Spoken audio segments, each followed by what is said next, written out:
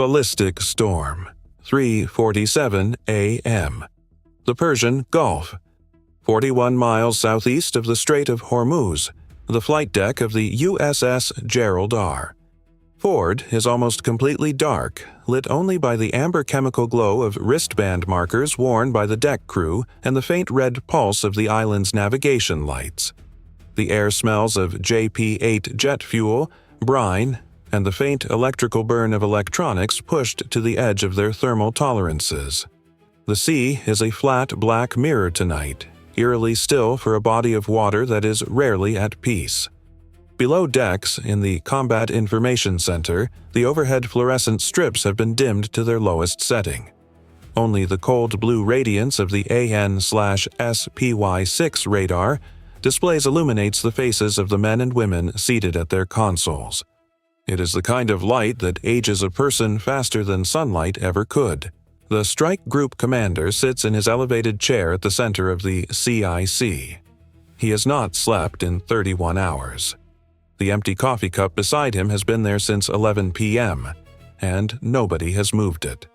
Around him, 11 radar operators and warfare coordinators work in near silence, their keystrokes and quiet confirmations the only sounds cutting through the low hum of the ship's ventilation system. The Ford and her strike group have been operating at Combat Condition 2 for 72 consecutive hours. Every system is hot. Every weapon system is loaded. Every sailor on this ship understands at a cellular level that the moment they have been training for their entire careers may arrive at any second. It arrives at 3:51 a.m. The AN/SPY-6 radar system, the most advanced air and missile defense radar ever installed aboard a surface combatant, detects the thermal bloom first.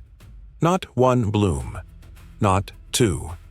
The system's tracking algorithms register 14 simultaneous launch signatures across a 400-kilometer arc stretching from the coastal launch sites near Bandar Abbas to the hardened underground silos in the elevated terrain north of Qasem Island. The radar's artificial intelligence classifies the threat profile in 0.8 seconds. The classification code that populates every screen in the CIC is one the crew has trained for but has never seen in actual combat. It reads Ballistic, MRBM, salvo, inbound. The senior tactical action officer does not flinch. He has been watching the same plot for the last 40 seconds, his gut telling him something was wrong in the way the electromagnetic signature from the Iranian radar network had suddenly gone quiet. Silence from an adversary who has been painting the strike group with radar emissions for 6 straight days is not a good sign. It is the silence before the trigger pull. He keys his circuit at exactly 3:51 a.m. and 12 seconds. Strike tactical. Vampire, vampire, vampire. 14 birds. MRBM profile, multiple launch points. All stations, general quarters. This is not a drill. The Ford's general quarters alarm hits every compartment simultaneously. The sound is not a gentle alert tone. It is a grinding, aggressive klaxon that physically vibrates the rib cage, the kind of sound that bypasses rational thought and speaks directly to the brainstem. In the berthing spaces, sailors who had been sleeping fully clothed are off their racks and moving before their eyes are fully open. The ship transforms from a vessel at elevated readiness into a living combat organism in under 90 seconds. Watertight hatches are dogged shut. Damage control stations report in. The Ford's medical teams prepare the surgical bay. The chaplain, working a late shift in the welfare office, closes his laptop and moves toward the CIC. In the CIC, there is no panic. There is controlled, accelerating urgency. The tactical action officer begins allocating engagement solutions across the strike group. The USS Thomas Hudner, an Arleigh Burke-class destroyer operating 12 miles to the northeast, already has 3 SM-3 Block IIA interceptors assigned to the lead threat track. The USS Farragut, positioned 20 miles to the southwest, carries the SM-6 missiles required for the terminal engagement phase. The Ford herself, with her newly upgraded Mark 41 VLS cells, holds the deep magazine that every warfare coordinator on the circuit is already doing mental math on. 14 inbound tracks. The engagement window for the mid-course phase is narrow. The terminal phase window is measured in single-digit seconds. At 3:52 a.m., the first SM-3 launches from the Thomas Hoodner. The rocket motor ignites with a detonation so bright it temporarily washes out the ship's optical sensors. It climbs at an angle that looks almost vertical from the deck, a white lance punching upward into the black sky, and then it tilts onto its intercept trajectory and vanishes into the darkness at a velocity that the human eye simply cannot follow. 4 seconds later, a second SM-3 lifts off. Then a third. The first Iranian Shahab-derived MRBM has been airborne for 1 minute and 43 seconds. It is on a depressed trajectory, meaning the Iranian launch crews deliberately set a lower apogee to reduce the intercept window available to U.S. missile defense systems. This is not a panicked mass launch. This is a practiced, coordinated salvo designed by Iranian missile warfare planners who spent years studying American intercept doctrine and found the seams. The tactical action officer notes this. He notes it the way a surgeon notes an unexpected complication mid-procedure, clinically, immediately, and without the luxury of additional emotional response. Alpha track, depressed trajectory. Adjust mid-course parameters on tracks 2 and 3. Reassign Farragut SM-6 to Alpha sector. The radar operators work without lifting their eyes from their screens. Their fingers move with the precision of people who have run this simulation hundreds of times in dry runs and have burned the muscle memory into their hands. But this is not a simulation. The thermal tracks on their screens represent real objects, carrying real warheads, traveling toward real people at velocities exceeding 4,000 meters per second. The distinction sits in the room like a physical presence. At 3:54 a.m., the first intercept attempt fails. The SM-3 from the Thomas Hoodner passes within estimated lethal radius of Alpha track, but the Iranian missile's maneuvering re-entry vehicle executes a terminal phase correction that the interceptor's kill vehicle cannot match in the available geometry. The MRBM continues inbound. It will impact the water approximately 6 nautical miles to the port side of the ford in 11 seconds. The tactical action officer does not say anything for exactly 2 seconds. Those 2 seconds are the loudest silence anyone in the CIC has ever experienced. Farragut, engage Alpha with SM-6. Now. The SM-6 from the Farragut launches at 3:54 a.m. and 18 seconds. The SM-6 is a different kind of weapon. Where the SM-3 is a mid-course interceptor designed to kill ballistic missiles in space, the SM-6 is a dual-mode terminal interceptor, equally capable of engaging supersonic aircraft and ballistic missiles in their final plunge phase. Its guidance system can receive targeting data from off-board sources, including the E-2D Advanced Hawkeye orbiting at altitude 40 miles to the north. The SM-6's radar seeker activates at a range of 3 nautical miles from the Alpha track. The explosion happens at 3:54 a.m. and 31 seconds. The warhead detonation at an altitude of approximately 12,000 feet produces a flash that is visible from the ford's bridge without optical assistance. A fragment cloud spreads across the terminal trajectory path. The Alpha track's radar return fragments into multiple smaller contacts and then disappears from the display, 4 miles from the ford's hull. The tactical action officer allows himself exactly 1 breath. Then the second phase of the Iranian attack begins. At 3:55 a.m., a component of the strike group's own sensor network reports an anomalous emission signature in the 2 to 18 GHz band from a bearing of 047 degrees, approximately 31 nautical miles distant. The electronic warfare suite operator, a petty officer who has been staring at the same frequency spectrum display for 3 straight hours, recognizes what she is seeing before the automated classifier confirms it. It is an Iranian AESA radar emission. Airborne. Fast. Low. Not a ballistic missile. An Iranian F-14 Tomcat, an airframe that American engineers designed 40 years ago and that the Iranian Air Force has kept flying through a combination of reverse engineering, black market components, and mechanical ingenuity that would be admirable in any other context, has used the ballistic missile salvo as cover to close to within missile range of the strike group. The ballistic launches saturated U.S. radar attention upward and out. The fighter came in low, below 500 feet, using the Gulf's surface clutter to mask its approach. It is now at a range of 28 nautical miles. Its weapon system radar is active and attempting to achieve a fire control lock on the Ford. The CIC erupts in controlled chaos. Air contact bearing 047, 28 miles, low altitude, F-14 radar emissions. Bar cap, scramble. Itu-2 FA-18, F. Super Hornets had been sitting on catapults 1 and 2 for exactly this contingency. Engines at military power, pilots already connected to the ship's tactical network through their helmet-mounted displays. The catapults fire at 3:56 a.m.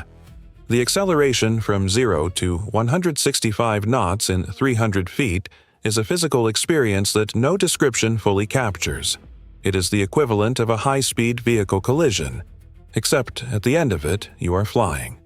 The lead pilot acquires the Iranian contact on his radar within 40 seconds of leaving the deck. The Iranian F-14 crew knows they have been detected. Their radar warning receiver has been screaming since the moment they went active with their AWG-9 fire control radar. The tactical calculation they made was that the ballistic missile salvo would force the American Combat Air Patrol to remain airborne over the strike group, degrading their fuel states and forcing a rotation, and that the gap between rotations would create the window. It was a calculated gamble. What the Iranian crew could not have accounted for was that the USS Ford's strike group, operating at the highest state of combat readiness since the Korean War, had pre-positioned its bar cap rotation specifically to keep 2 fully fueled, fully armed Super Hornets at 5-second launch readiness indefinitely. The geometry closes at 3:58 a.m. The lead pilot is now at 1,000 feet above the water, supersonic, with a clean aim, 1-2 OD radar lock on the F-14 at a range of 19 nautical miles. The Amram's launch envelope is well satisfied. His finger is on the trigger. The rules of engagement are clear. The Iranian aircraft's radar has been actively illuminating the Ford, which constitutes a hostile act under the current theater orders. Everything is legal. Everything is within parameters. Everything is clean. He does not fire, not yet, because at exactly that moment, the E-2D Hawkeye orbiting overhead pushes a data update through the Link 16 network that changes the geometry. The Iranian F-14 is not alone. 12 miles behind it, flying without active radar emissions, entirely passive, there are 2 more contacts. They are in trail formation, riding the electronic shadow of the lead aircraft. Their fire control radars are off, which is why the strike group's outer sensors did not classify them earlier. They have been using the lead F-14 as a decoy, baiting an engagement, waiting for the American aircraft to commit to a missile shot and reveal their positions. The lead pilot sees all 3 contacts simultaneously on his tactical display. Bar cap lead, Hawkeye, confirm 3 contacts, single emitter lead, 2 shadows in trail. Request weapons free. The response from the CIC takes 4 seconds. Those 4 seconds are geometrically significant. The Iranian F-14 is closing at Mach 1.1. The 2 shadow aircraft, now that they understand their passive approach has been compromised, go active with their own radar systems simultaneously. 3 Iranian fire control radars are now painting the Super Hornets and the Ford simultaneously. The electromagnetic environment over the Persian Gulf at 3:58 a.m. is a layered, overlapping web of radar emissions, electronic warfare jamming, and communications traffic that no human brain could process unaided. The AN/ALQ-249. next-generation jammer pod on the lead pilot's Super Hornet is not a human brain. It processes the Iranian fire control radar parameters in approximately 40 milliseconds and begins transmitting precisely calibrated noise jamming across all three radar frequencies simultaneously. The Iranian radar warning displays in all three cockpits change from targeting tone to jamming indication. Their radar range gates destabilize. Their track quality degrades.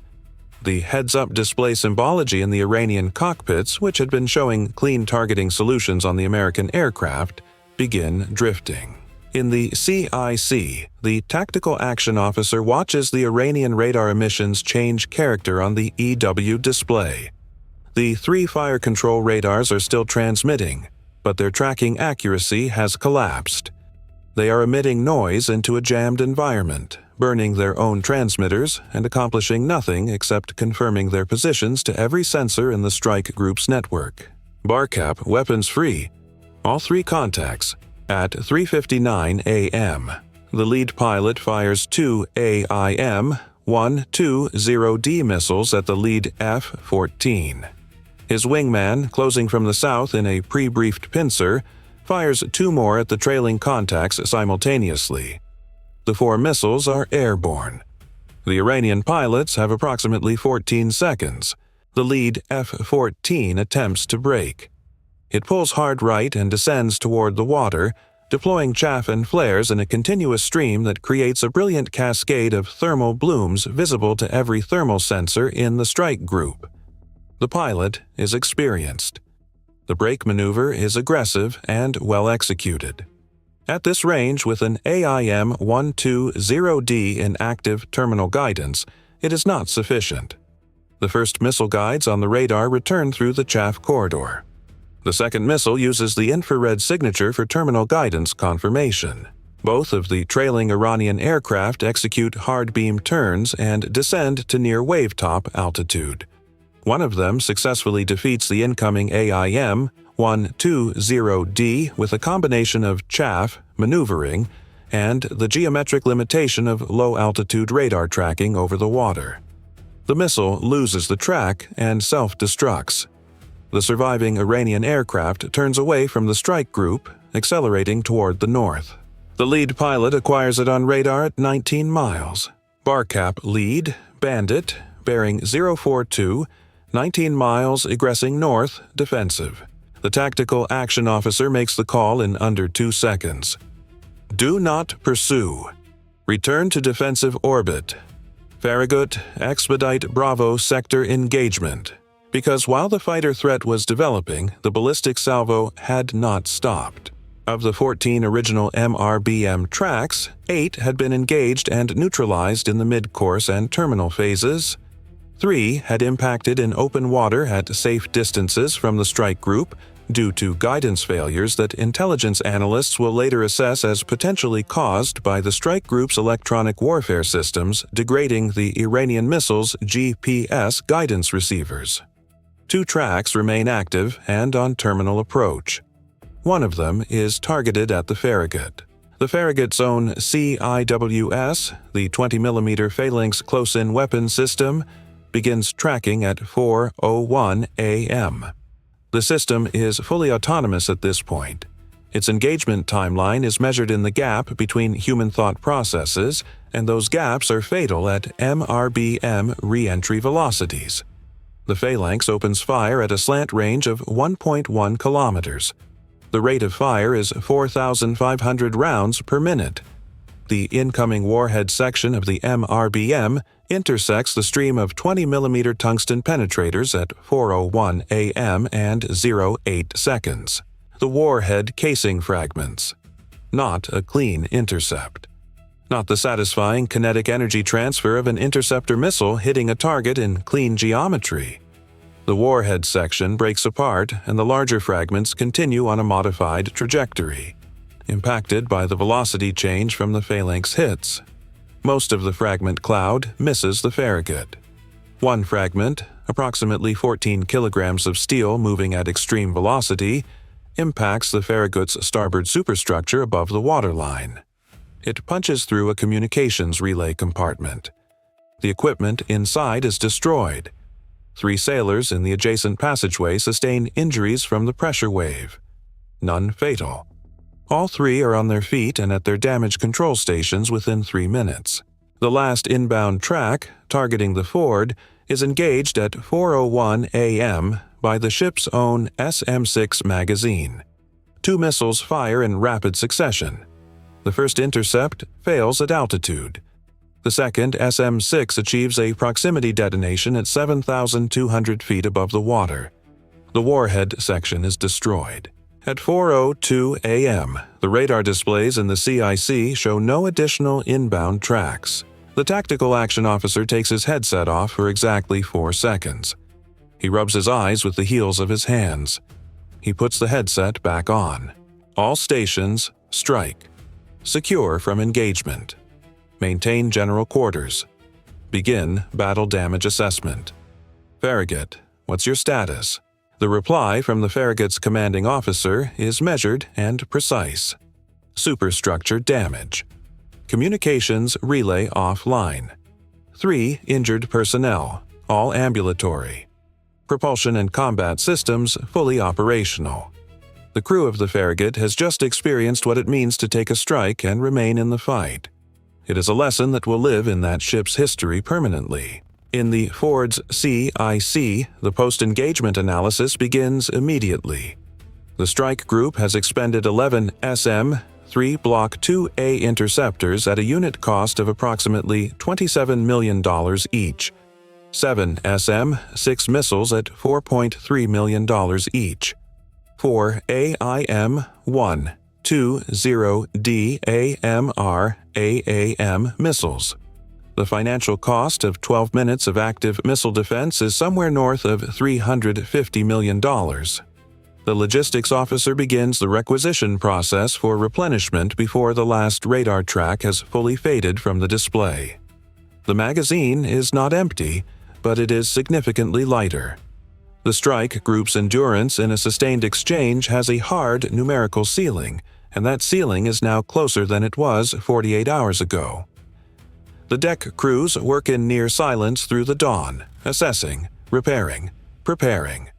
The 2 Super Hornets recover aboard at 4:18 a.m. The pilots debrief in the squadron-ready room.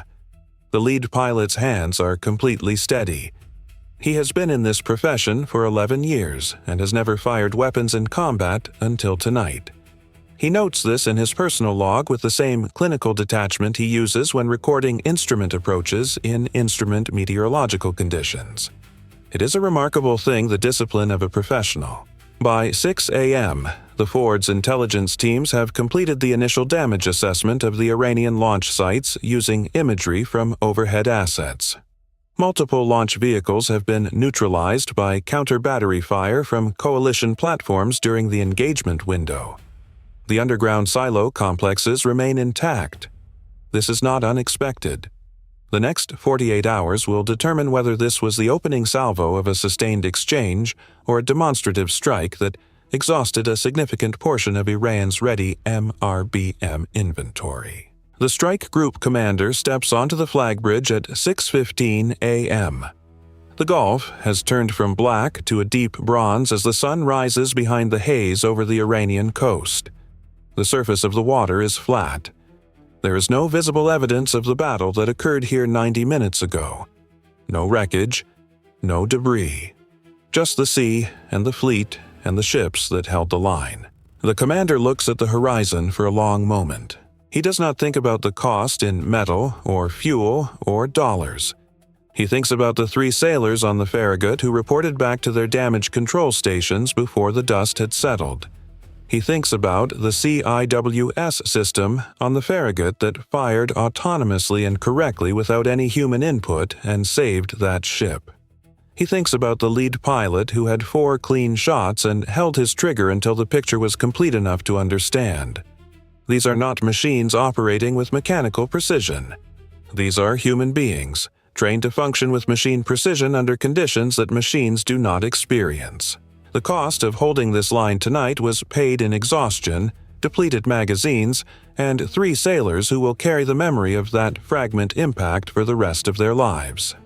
The next Iranian salvo, if it comes, will be met by crews who are 20% more fatigued, with magazines that are 40% lighter, in the full knowledge of what the exchange actually costs.